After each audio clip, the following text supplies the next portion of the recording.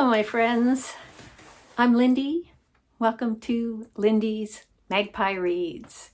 This is a place where I talk about books.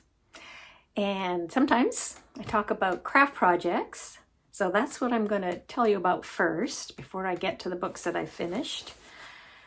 So I was given a stack of quilting cottons, and in that stack there were a bunch of Christmas fabrics, things that I would never use, but I had an idea. So more than 3 decades ago, a bunch of these bags came into our house, our possession. I think they were Domo gas station giveaways in the 80s or the 90s. Anyway, so they're drawstring bags, reusable gift bags, and we're still using them. So I thought, yeah, that's what I can do with Christmas fabric. I made a bunch of drawstring bags of various sizes, depending on the size of the pieces of fabric. So yeah, all kinds. There's 19 of them. There's some red ones, multicolors. Yeah, there's lots, and even some really big ones. Now I need to find a home for them, because Lori and I don't really celebrate Christmas. This small little bag that I showed you at the beginning, that's enough to hold anything we get for each other. So I'll find someone who can use them, or several people maybe who can use them. All right, so what else? I attended 2 online book clubs in the past week. My Lesbian Plus book club and Feminist book club both had meetings. I read 2 award-winning picture books that I'm going to tell you about. I read 2 5-star fantastic books that I'm going to tell you about. And I read 2 that were disappointing, including one that spent over 20 weeks on the New York Times bestseller list. And 2 of those books actually had me going back to look at older videos that I made, one in February of 2023 and one back in February 2022, which was like barely a month after I started making videos. So it's kind of weird to revisit those. I'll tell you more about them when I get to the books that they are connected to. But first, I want to tell you about 2 live performances that I attended in the past week. I went to the play The Killing Game by Eugène Ionesco. Was a Hungarian-French playwright. This one was translated to English by Helen Bishop. It's about a town where there's a deadly plague, and it's absurdist satire. It was so funny and pointed. I enjoyed it so much. The actors, these are students at the University of Victoria theater department. They did a fabulous job. Though it starts out, you see a couple of men, one's pushing a baby buggy, and he asks some women if they could keep an eye on the twins while the 2 guys go into a pub to drink. And these women are then looking at the babies and saying, they're purple. They kind of look black, and they're dead. And the men come out and, who killed my babies? And there's lots of this expressions, and people are dying right and left, falling to the ground. So that kind of physical comedy was just so well done. And in between each short scene, they had this kind of frantic piano music, a little bit like honky tonk, that got more and more discordant as the play went on. Some of the scenes would have an official or leader of some type standing up and addressing the townspeople, but we're the audience. We were the townspeople. And that, combined with the fact that we've just been through COVID, really made this play relevant. And yeah, I loved it. And then the next day, the Sunday, Laurie and I went to the opera, and it was a production of The Little Prince. The music was composed by Rachel Portman, and the libretto was by Nicholas Wright. And this opera was first performed in 2003 in Houston. Such a feel-good, poignant story, so well done. They had a children's chorus. It was so good. Loved it. And I also went to see the new Warhol to Banksy art exhibit at the Greater Victoria Art Gallery.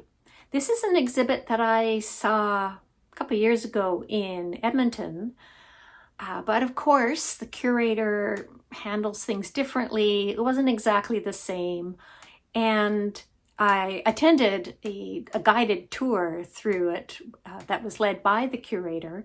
He had one room where he had installed BC artists' works that would fall under the pop art category, including this fabulous painting by Sean Hunt of Campbell's soup, clam chowder, with this West Coast Indigenous art raven on top. And some of the Banksy work that really caught my attention included this replica of a piece called Peckham Rock, which Banksy had installed in the British Museum secretly. And he even had a little description of it, just right there on the wall. It was a few days before the staff at the British Museum realized what he'd done and removed it. And there was also a welcome mat that was designed by Banksy, and I guess a whole bunch of these have been made by refugee women who are living in detainment camps in Greece, and they're using bits of life jacket that have washed up on the beaches of Lesbos. And the proceeds from these welcome mats, which ironic title, the proceeds are going to access key services for refugees. Okay, on to the books, 6 books. So I'm going to start with art, since I was talking about art.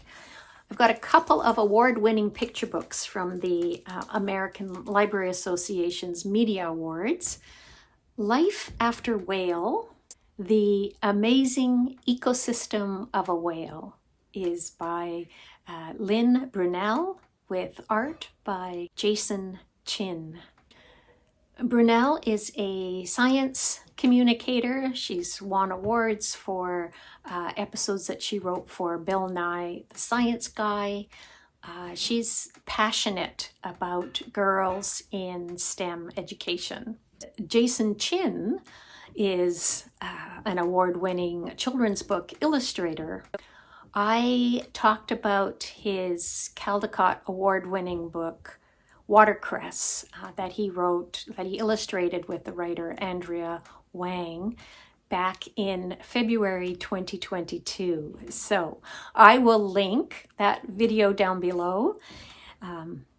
If you've been watching me just more recently and you're interested to see what a baby booktuber videos are like. Also in that video, I was talking about recovering from concussion. So it was pretty interesting for me actually to revisit it. This book won the Siebert Informational Book Award. It's nonfiction, and it describes what happens after the largest animal in the world, the blue whale, dies and sinks down to the bottom of the ocean.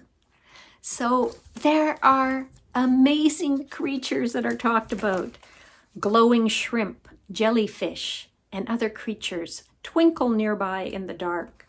A 130-foot-long worm-like siphonophore wiggles and flashes like a bizarre string of holiday lights. A bloody belly comb jelly flickers with 8 rows of glittering rainbow light pathways that rim its bright red body.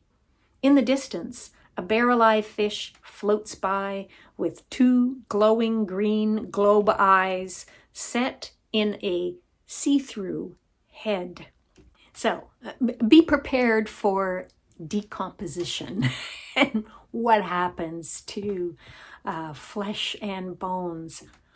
There are bone-eating zombie worms. There are sleeper sharks in here, the hagfish. This is a fantastic creature that exudes a whole bunch of slime to defend itself. I love that kind of science stuff. The ocean is full of marvels. And I learned that a dead whale's ecosystem lasts for 150 years and supports a wide variety of other life of all kinds. It's amazing. And this next book, Chooch Helped, by Andrea Rogers, illustrated by Rebecca Lee Kunz, won the Caldecott Award. The author and the illustrator are both Cherokee, and Kunz has these gorgeous collage illustrations that draw on Cherokee tribal imagery and traditions.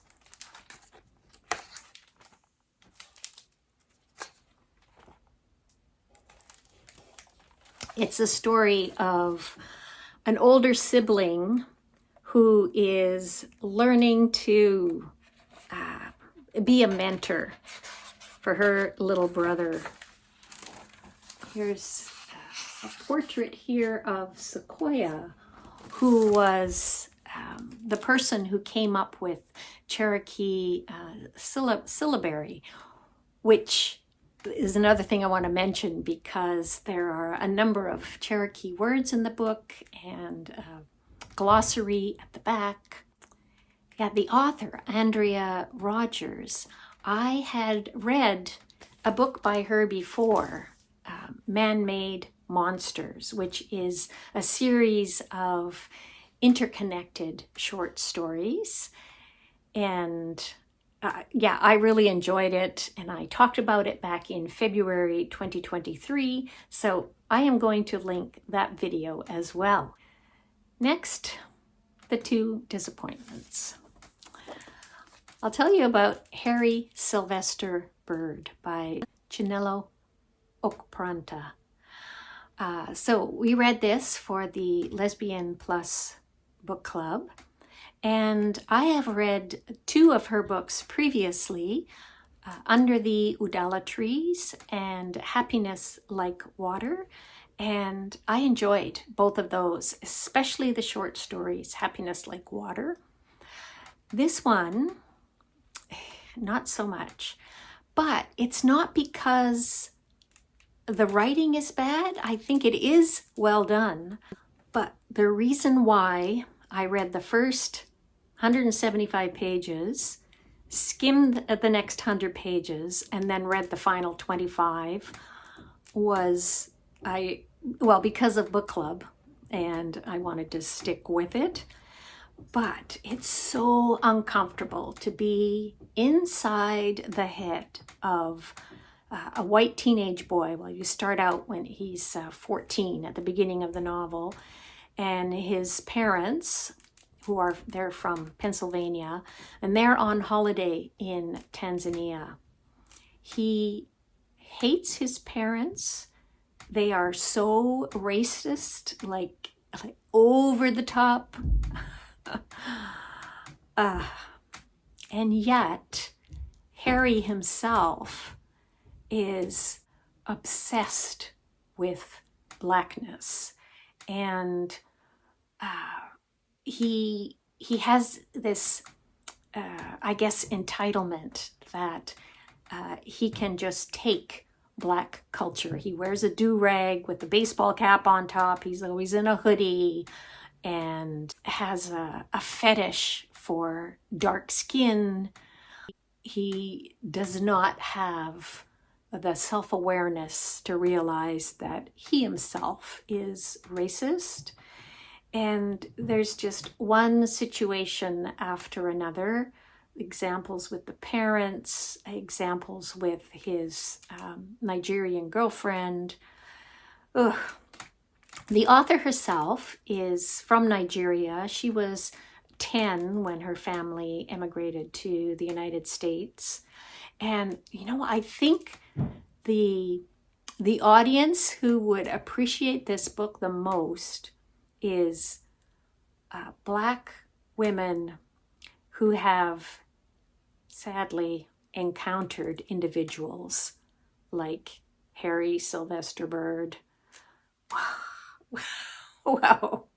Now, I was in the minority in my book club. Our fearless leader, Kim, adored this.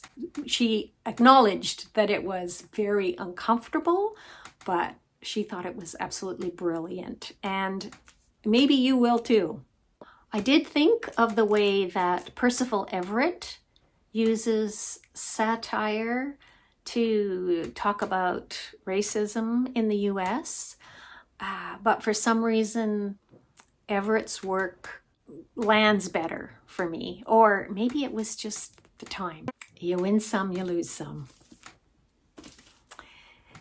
And next is a disappointing audiobook, Cuckoo Land by Anthony Doerr. Now, when this first came out, I had no interest in reading it because I didn't much care for All the Light You Cannot See, which won a Pulitzer for Anthony Doerr. But it was chosen for the FOMO book club that a couple of booktubers have been hosting, and they discussed Cuckoo Land at the end of 2024. So I'm going to link their live discussion video in the description. Everybody seemed to enjoy it. So once again, I'm in the minority, I think, here. Let me tell you first why I wasn't so happy with All the Light You Cannot See. I found it too sentimental, just not enough nuance. My problems with Cuckoo Land were maybe a little bit that, but different too. So thankfully, I had it in audio format because the narrators, Marin Ireland and Simon Jones, are the two narrators in the audiobook, and they actually carried me through. And it is quite an entertaining, engaging story as well. So there, I certainly give it that. There are 3 storylines. One is set back in history in Constantinople.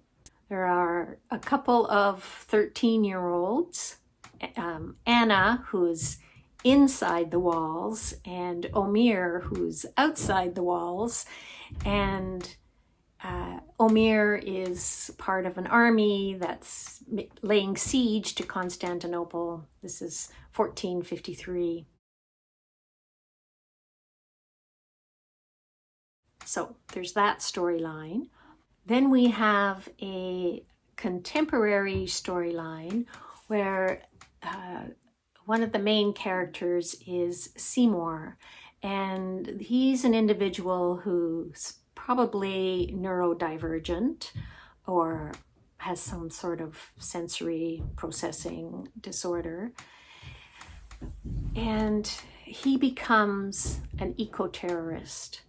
And I really disliked this portrayal because autistic people have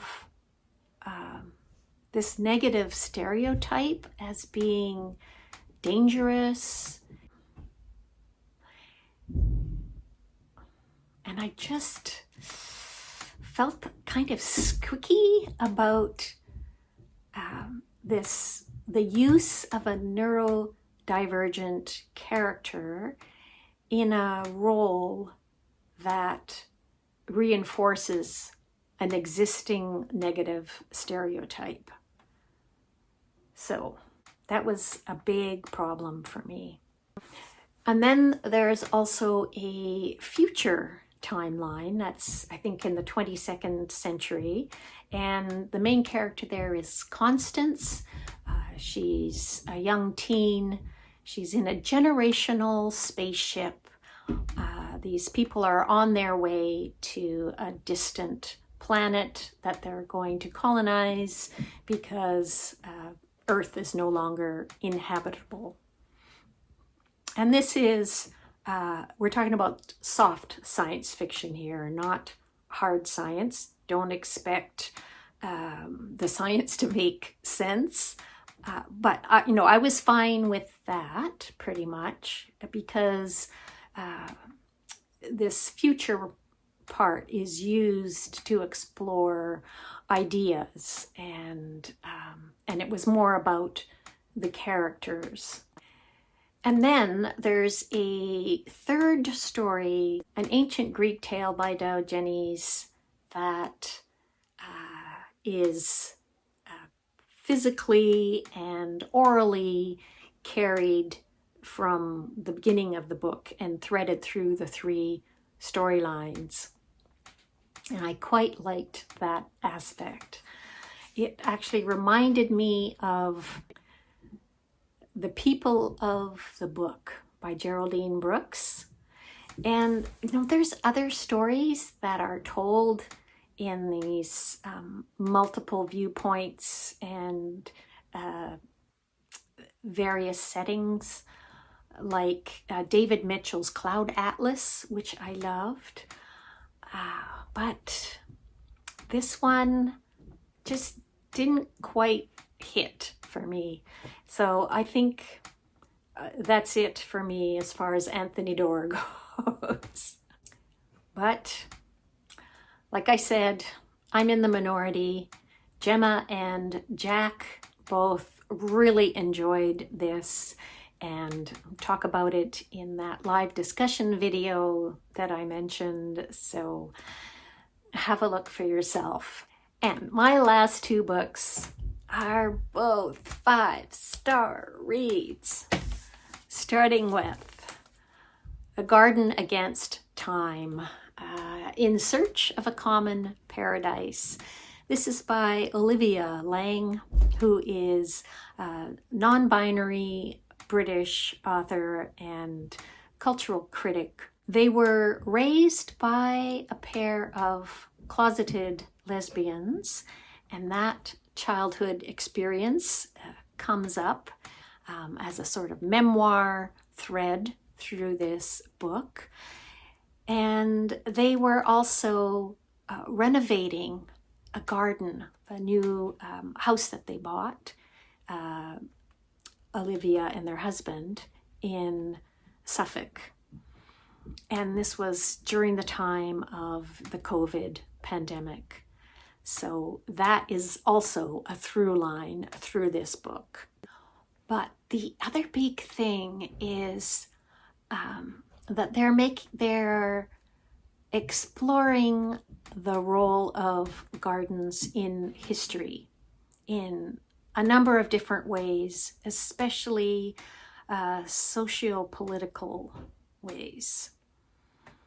Now, right from the start, I was predisposed to enjoy this. I have read 3 of Laing's previous books, Querido, Funny Weather, and The Lonely City.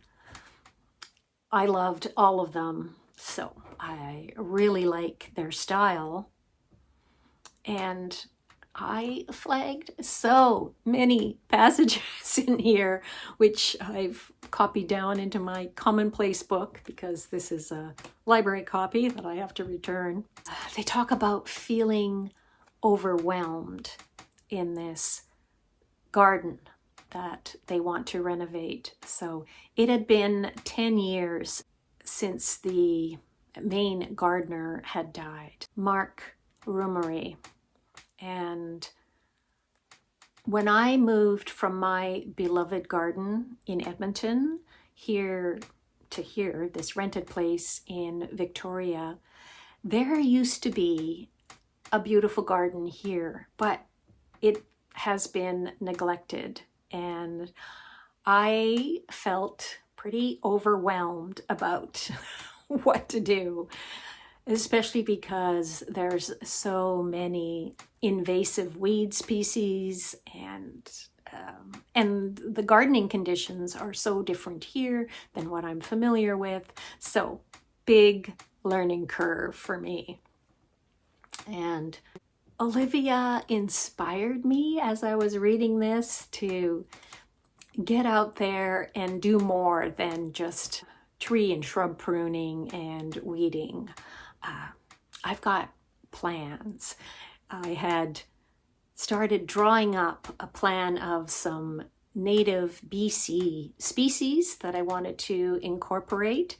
And then when I got towards the end of this book, I discovered that Olivia was really excited about one of these flowers that I had on my list too, the Telema grandiflora, which she says, a plant I love for its strange, pale, yellow cup-like flowers. Yeah, and it's native here. So many beautiful wildflowers from Vancouver Island have made their way to British gardens, including that one. I used to read gardening books all the time. Just like Olivia, I'd be out in my garden during the day, and then in the evening I'd be reading about gardens or spending the winter reading garden writing. So some of the writers that she mentions in here, like Russell Page and Marjorie Fish and Gertrude Jekyll and Christopher Lloyd. Oh, yeah. So these were all people whose writing I was already familiar with. They went to visit Mark Rumery's still living partner to look through photo albums. There were 5 photo albums of the gardens through the years in order to make notes and come up with a plan for the renovation. And I have a photo album of my garden, which spans 30 years, and more than 30 years. And I was feeling nostalgic, I guess. This book brought up connections to other books that I've read, including Rebecca Solnit's Orwell's Roses, because that one talks about the connection between gardens and socio-political conditions.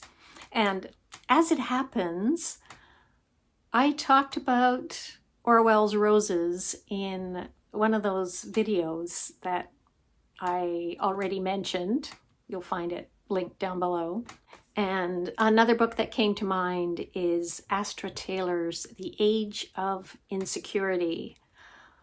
which I've read twice, including a buddy read with Jack of Spread Book Joy, who co-hosts the FOMO Book Club with Gemma Books. Olivia talks about the enclosure acts, and in another part, Olivia talks about something Astor Taylor also talks about in the age of insecurity. The pervasive belief in our own as well as in Victorian times that people are driven to work and create out of a state of lack and need, and that if resources were shared more equally, it would lead to widespread idleness and stasis. A false belief, by the way. A question in here is, why make a garden? They see a connection between Marc Roumaret, who was gay at a time when it wasn't good to be gay, and other gay men as well, and how so much solace can be found in creating a garden space. Olivia thought about their lesbian parents and how during that time when they were a young child, they were living in a pressure cooker kind of situation. The need to stay concealed, the corrosive sense of being constantly judged, constantly in danger, at the margins, secret, unable to trust.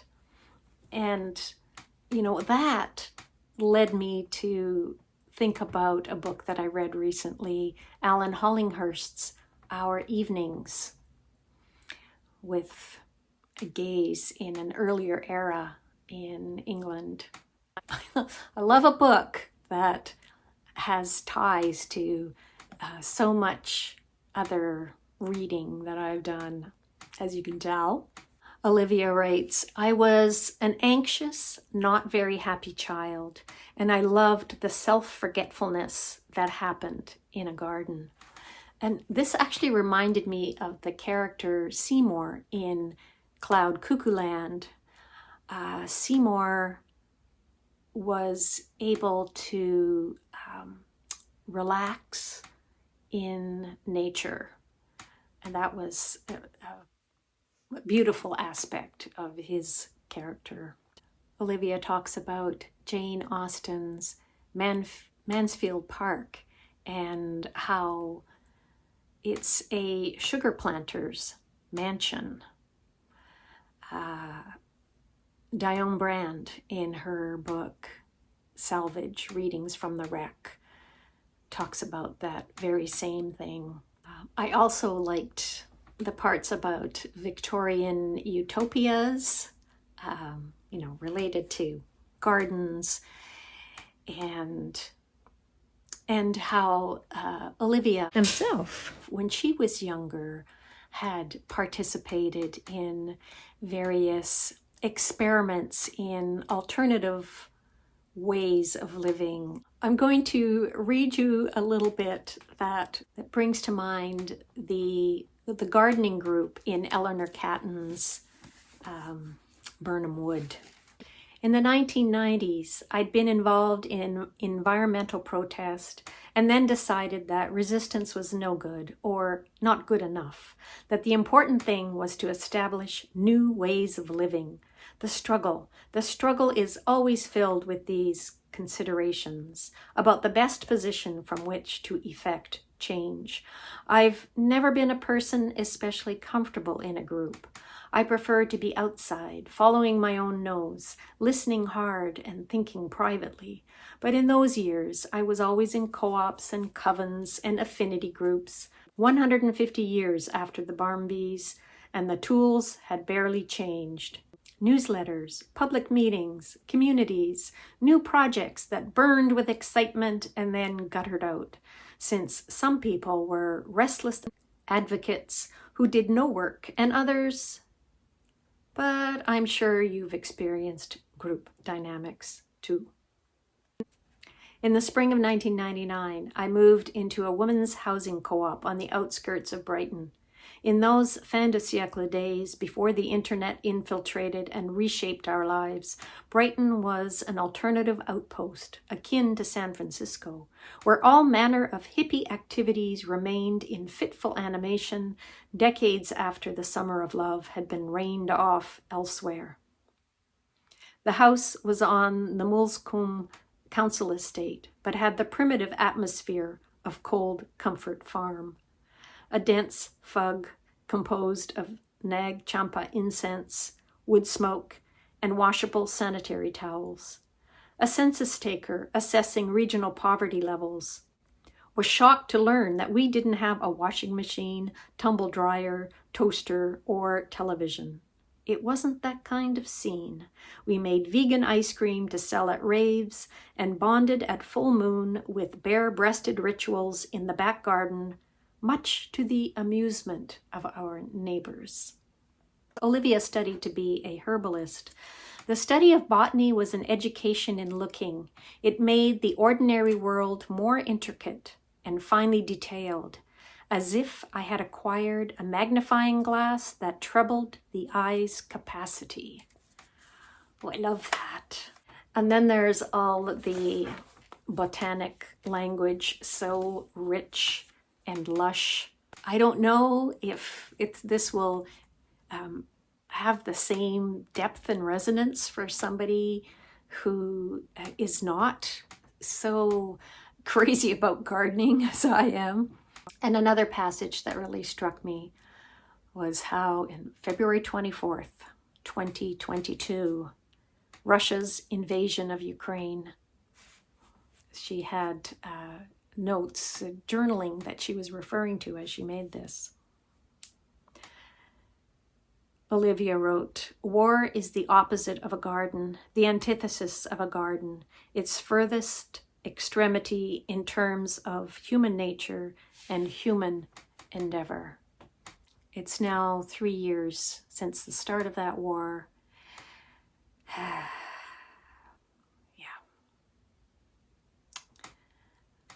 I'm going to go on to the last book, The Bloody Chamber and Other Stories by Angela Carter.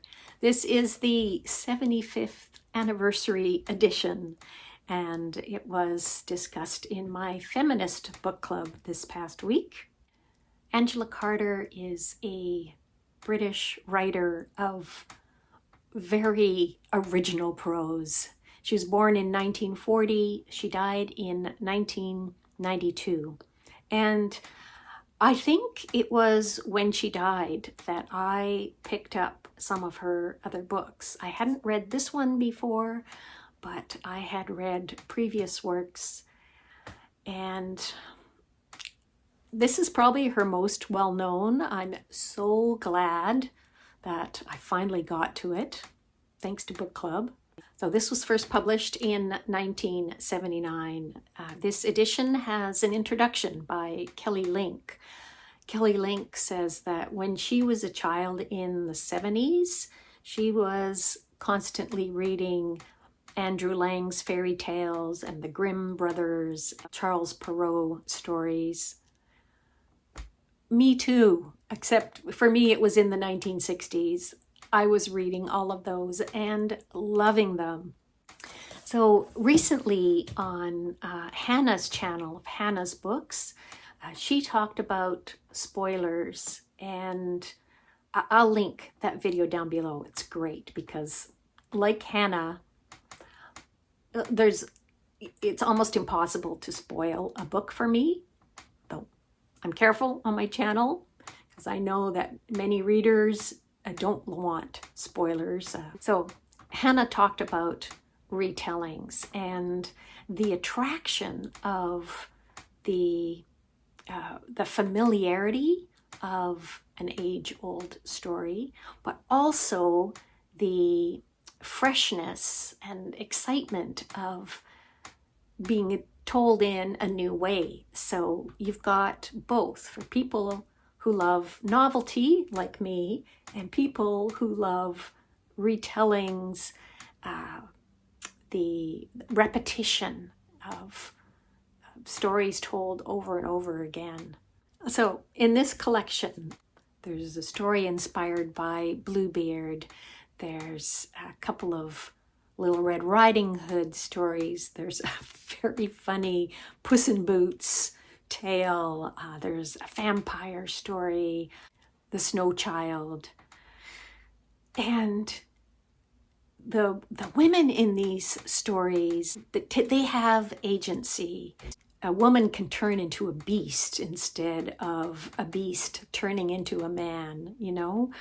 I love these stories so much, and I'm glad that I purchased a copy because I'm definitely going to be revisiting them. But let me give you a taste.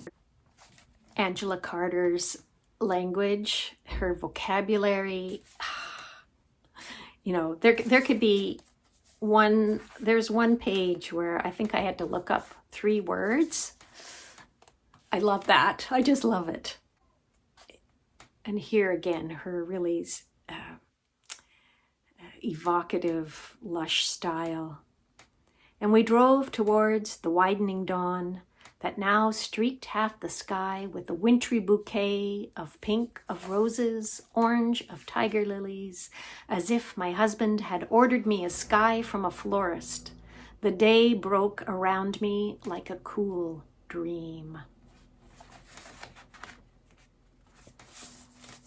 It's a dream of a book. So that's all I've got for you today. Thank you so very much for watching. I always appreciate hearing from you, so please do say hello in the comments. Let me know if you've read any of these. Tell me if you're a gardener. I want to know who's gardening out there. And let me know what good books you're reading. I'm always up for new suggestions of books I might like. I'm going to end with a really short clip of video that I took on my way home from Vancouver on the ferry a couple of weeks ago. So as we were nearing Victoria, there was a colony of sea lions. So stay tuned for that, and I will see you all next time. Happy reading, everybody. Bye for now.